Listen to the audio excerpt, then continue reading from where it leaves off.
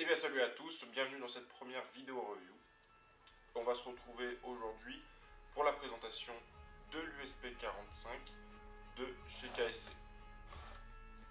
Alors l'USP Universal Stop Pistol, ou pistolet semi-automatique universel. Alors c'est un pistolet semi-automatique qui est apparu dans les années 93 pour remplacer le pistolet P7. Il est fabriqué par la société allemande Elker & Koch et il sera chambré en différents calibres au fur des années. On va retrouver du calibre 40 Smith & Wesson, du calibre 9x19 Parabellum et du 45 ACP bien évidemment. On va le retrouver dans 8 versions, dont la version standard qui va nous intéresser aujourd'hui, la version compacte qu'on voit assez souvent sur les terrains, la version tacticale qu'on voit on arrive un petit peu à voir maintenant, et puis la version match auquel on peut retrouver quelques exemples. L'USP standard, il est chambré en 45 ACP, il pèse 789 grammes à vide pour une taille de 200 mm. Et on va tout de suite voir que KSC a réussi à reproduire ça. On va passer à la réplique d'Airsoft en elle-même, version ici qui n'est pas repackée par HK. Elle est livrée donc dans la boîte KSC de couleur bleue et on va avoir orné tout autour de la boîte le marquage System 7. Elle sera livrée avec un manuel d'utilisation en anglais et en chinois, une clé de réglage du hop-up, un chargeur et bien évidemment la réplique. Pas de tige de débourrage. On va s'occuper maintenant du chargeur. On va faire ses points positifs et ses points négatifs en même temps. Vous allez voir qu'il en a quand même quelques-uns. Alors le chargeur en lui-même, donc de conception en métal, avec du plastique au niveau du talon de chargeur et au niveau des l'ellipse. Il reçoit les marquages ici de 3 à 12. Ce sont des marquages pour l'arme originale, qui est le nombre de cartouches maximum que peut contenir l'USP45. On va recevoir ici aussi le petit marquage .45 également, et au talon un marquage HK. Il a une contenance de chargeur de 25 billes. Il y a suffisamment de gaz qui est contenu dans le chargeur pour expulser au moins une fois les 25 billes, et selon la température, une cinquantaine de billes. Au niveau des points négatifs sur le chargeur, alors il y en a quand même quelques-uns et qui rendent vraiment le jeu atroce avec. Le premier, ça va être le fait qu'il soit très fin. Lorsqu'il est inséré dans la réplique, il va brinque-baller dedans. Il va y avoir du jeu, il y aura un sacré bruit qui va se faire, c'est vite horrible. Alors pour résoudre ce problème en partie, j'ai mis un bout de scotch noir sur chaque côté.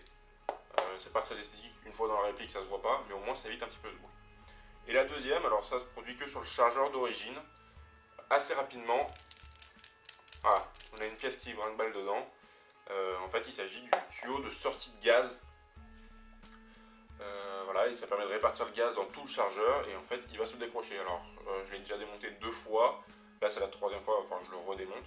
Mais bon voilà, je l'ai laissé comme ça pour vous montrer, hein, c'est quelque chose qui peut arriver et ça fait un boucan d'enfer. Du métal contre du métal, c'est vraiment horrible. On va se concentrer maintenant sur la réplique en elle-même.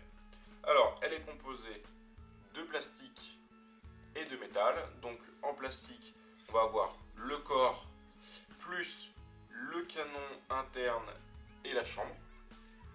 Et donc en métal, on va avoir la culasse et puis certaines pièces internes. Au niveau de la culasse, on va commencer par la culasse. Donc c'est une culasse en métal qui est très lourde. Ça donne vraiment tout le poids à la réplique. On va retrouver ici pas mal de marques d'utilisation. Et pour sûr, ça fait maintenant presque 1 an et demi que j'utilise cette réplique sur le terrain.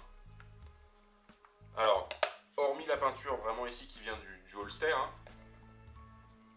la réplique en elle-même fonctionne très bien. On croirait la sortir de son emballage. Alors, pour la culasse, on va recevoir les marquages HK USP 45 Auto, avec ici un numéro de série, Alors ce numéro de série, il est identique à toutes les répliques, hein, il ne sera pas unique. Ce numéro de série justement, on va le voir ici. Je vais vous mettre l'image ici, voilà. On va le recevoir, on va le revoir ici. Et puis il sera accompagné d'un Warning Refer to Hours Manual. On va également le retrouver ici, sur la chambre, avec un HK45 auto. Le reste des marquages, eh bien ça va être sur la poignée ici, avec un numéro de lot, et puis un petit HK USB sur le reste de la poignée. Alors qu'est-ce qu'on va retrouver d'autre sur cette réplique? Eh bien alors on va retrouver une sûreté. Donc la sûreté, elle va se retrouver ici. Alors il y a plusieurs principales. Sûreté, il va être monté au maximum. Voilà. Et puis là, ça va nous bloquer mécaniquement la détente. On va retrouver également le F de Fire. Il va nous permettre le tir. Alors là, on va remarquer qu'en double action, la course de détente est longue. Elle est vraiment longue. Et puis, donc, ce levier de sûreté, il va également nous permettre de désarmer le marteau. Voilà, il va y avoir une fonction de décocking une fois poussé. Maintenant, au niveau du hop-up, alors on va retrouver dans le pack cette clé de réglage de hop-up, voilà, une petite clé dentée. Ça va nous permettre de régler le hop-up sans avoir à démonter la réplique. Alors cette clé, elle est fournie dans toutes les répliques KWA, KSC.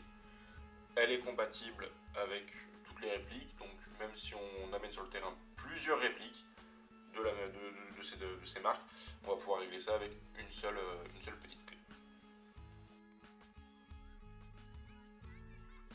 Alors justement, attention avec le réglage de hop-up, lorsque l'on arme la culasse à fond, du coup on déclenche l'arrêteur de culasse, qui serait tout de même beaucoup plus facile pour pouvoir régler. On va voir que l'espace entre la culasse et le canon, qui va se retrouver ici, il est trop important pour qu'on puisse régler. Voilà, ici là la clé, donc il va falloir maintenir la culasse à mi-chemin pour pouvoir ici plus facilement régler le hop-up. Voilà, c'est un peu mal pensé. Est-ce qu'ils n'auraient pas mieux fait de mettre une clé de réglage un peu plus longue exprès pour ça? C'est un petit peu plus chiant, mais voilà, ça reste tout à fait faisable. Maintenant, des performances de jeu sur cette réplique. Et bien, écoutez, elles sont très bonnes. Le système 7 de KSC améliore énormément. Alors, on voit qu'ils ont travaillé dessus et ça se ressent beaucoup. Alors, au niveau, qui dit système 7 dit que les pièces, par exemple le canon interne, le joueur hop-up, etc., ne seront pas compatibles avec des pièces au standard Marui. Hein, ça va être vraiment quelque chose de propriétaire. Par contre, elles sont déjà très bonnes d'origine. Là, ça fait 1 an et demi que je l'utilise. Le canon et le joueur hop-up sont toujours d'origine.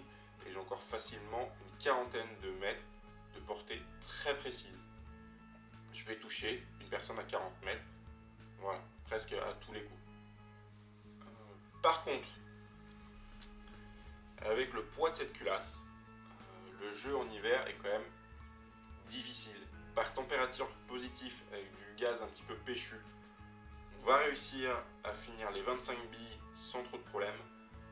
Par contre, en deçà des 0 degrés, la réplique va devenir presque injouable. On va pouvoir faire la moitié d'un chargeur. Voilà. Elle va pas dégazer. Par contre, on sent que voilà, elle a plus de puissance, elle a plus de patate. La culasse va pas se bloquer en fin de chargeur. Elle va pas avoir assez de puissance pour reculer intégralement la culasse et du coup à nouveau chambrer une bille, voilà, faire un système de fonctionnement normal. Voilà, c'est un petit peu dommage, mais bon, je pense que c'était le prix d'avoir une culasse aussi puissante. Malgré le fait que le ressort, lui, de rappel de culasse, soit pas très puissant, hein, on voit qu'il est un petit peu mieux. Voilà, ça, en hiver, ça va pas être spécialement quoi. Au niveau de la puissance, alors ça va être une puissance qui va être assez élevée, on va être aux alentours des 320 fps. Pour un PS, ça commence à faire beaucoup. C'est vrai que moi, en dessous de 10 mètres, j'évite de l'utiliser. J'ai un autre PA qui va me permettre de tirer à des distances plus basses. Là, c'est vrai qu'en dessous de 10 mètres, ça risque de faire mal. Alors, la plupart des associations l'autorisent jusqu'à 330 fps. C'est vrai que, voilà, là, c'est une puissance qui est un peu haute. Ça permet d'avoir une grande portée, mais là, c'est vrai que la puissance est quand même... Voilà, cette vidéo review est maintenant terminée. J'espère que je vous en ai appris un petit peu plus sur cette réplique. J'ai plus qu'à vous souhaiter encore bonne année 2017. Et puis, jouez bien.